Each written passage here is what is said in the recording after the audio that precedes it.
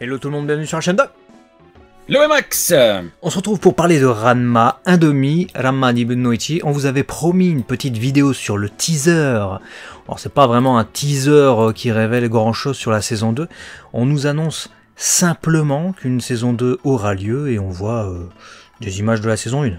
Ouais, c'est vrai qu'on aurait aimé avoir un peu plus d'infos visuelles ou même une date, mais malheureusement ce n'est pas encore le cas. Bien que il y a un salon, donc un événement qui a été annoncé et teasé pour le mois d'avril 2025, donc concernant l'ANMA.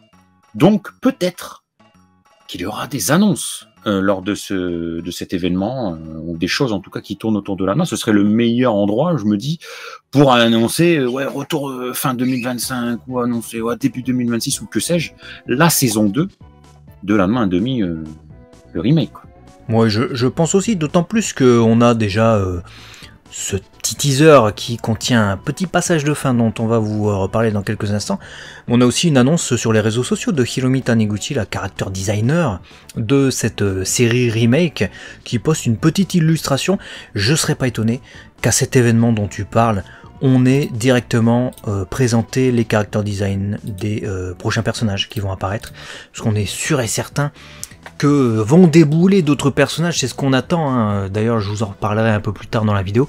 En deuxième partie de vidéo il y aura un petit segment, pas vraiment spoiler, je vous spoilerai pas vraiment l'intrigue, mais je vous dirai par exemple, on peut s'attendre raisonnablement avec cette deuxième saison à voir l'apparition de tel personnage, tel arc, etc. Voilà, je ne vais pas rentrer dans le contenu, quoi, spoiler, mais voilà, je le dis en prévision pour ceux qui voudraient sauter ce passage. De toute façon, j'avertirai tout à l'heure. Ouais, bah de toute façon, je pense que ce sera la meilleure manière d'articuler cette vidéo, que vous puissiez un petit peu savoir à quoi vous attendre.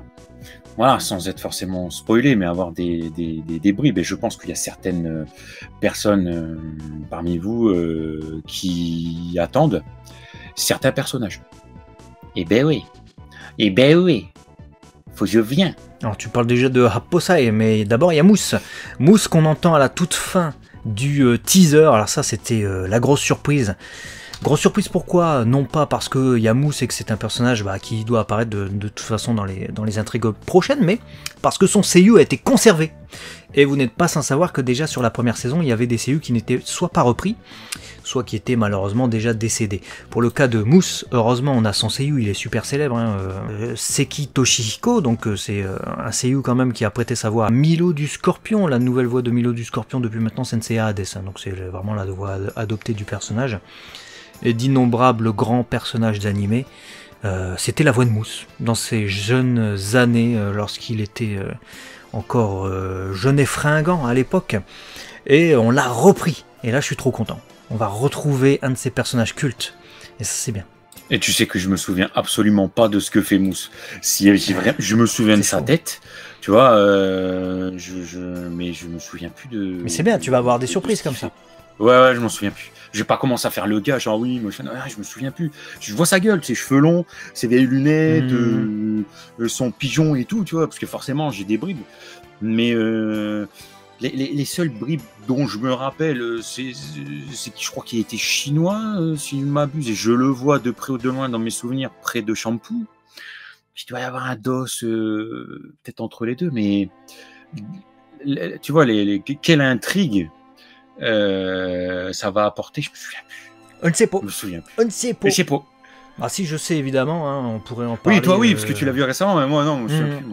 Bah d'ailleurs, je vais vous dire, je vais vous confier. Alors c'est maintenant le petit segment où je pense qu'il va se passer ça. Voilà, je vais vous dire ce qui peut se passer.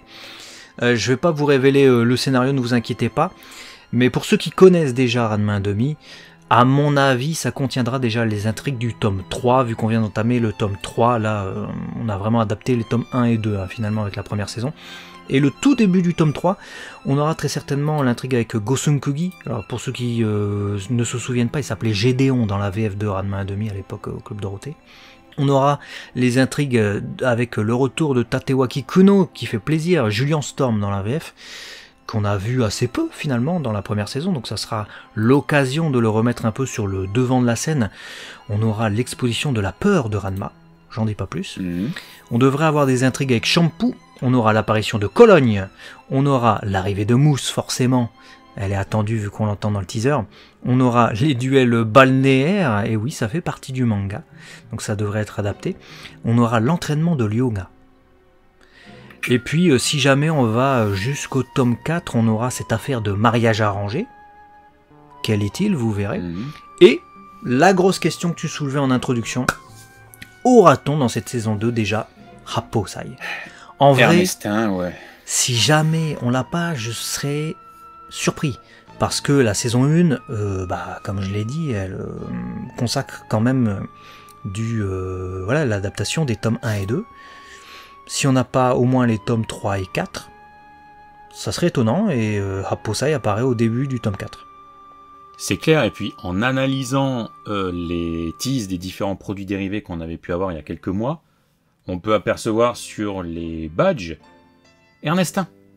Donc ce serait étonnant qu'on ait des produits dérivés qui teasent certains personnages à venir sur le chara-design du coup moderne, et ne pas l'avoir sur la saison 2 et qu'il faille attendre une saison 3, tu vois. Moi j'y crois à notre petit Ernestin. En vrai, et j'ai tellement envie de le voir. Ça... C'est tellement un personnage populaire de l'univers de l'anma pour ses frasques. Voilà, je sais pas, si vous connaissez, soit Ernestin, soit Happosai, que vous l'ayez vu en VO ou en VF, j'ai trop envie de le revoir, ce vieillard, faire ses conneries, mais j'ai aussi envie de voir comment ils vont traiter son retour dans le remake. Eh oui, c'est la grosse question, parce que oui, ouais. Vous n'êtes pas sans savoir qu'on est dans l'ère de la censure et de l'autocensure internationale, donc on a vu déjà avec Dragon Quest Dino Daiboken, donc c'est pas comme s'il n'y avait pas déjà des précédents, avec le personnage de Matolif, qui lui, dans le manga, dans l'œuvre originale, plotait des filles. Ce qui est pas bien, mais il en prenait pour son grade, ce qui est logique, hein, ça ne se fait pas.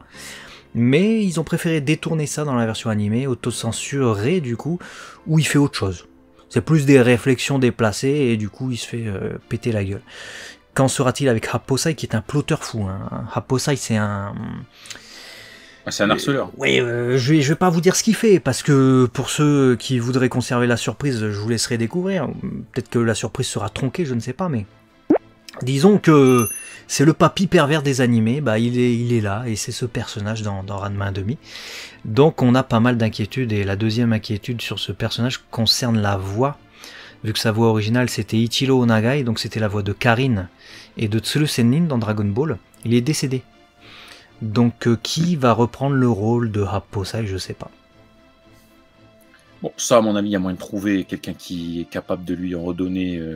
Oui, mais il y a une particularité quand même, Happosai, c'est que il a une toute petite voix comme ça, toute gentille et tout, il parle comme ça, tout mignon et tout. Et puis quand il est sérieux, il prend une voix comme ça, il fait vas-y, qu'est-ce que tu vas me faire et tout. Toi et ça, Ichiro Nagai, sur ça, il est très très fort.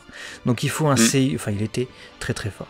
Il faut un seiyuu qui sait manier tous ces différents aspects. Le pervers, le maître, le vieux... Voilà, qui Yamadera Koichi peut-être. Yamadera Koichi il va pas faire un peu le cochon, Ryoga, et puis... bah ouais, non, il peut pas faire Ryoga, le cochon et lui, c'est sûr. Même s'il serait capable et on le verrait pas. Oui, on le verrait peut-être pas, je sais pas. Mais... Ouais, il faut un bon. Non, il faut un bon. Il faut un bon pour notre cher Happosai. Donc donc de belles choses nous attendent en tout cas sur cette saison 2. J'ai vraiment hâte de pouvoir vous annoncer une date, parce que je pense que toi comme moi, on a vraiment hâte de la voir, en fait, de la voir et de la voir. Et de l'écouter. On sort de la une, mais on est pressé. Et de l'écouter, parce que Kaoru Wada, le compositeur, on l'a tournant, on a pas mal émis de critiques par rapport aux musiques et ou au volume des musiques, donc le directeur de l'audio aussi. Attention, on vous a à l'œil.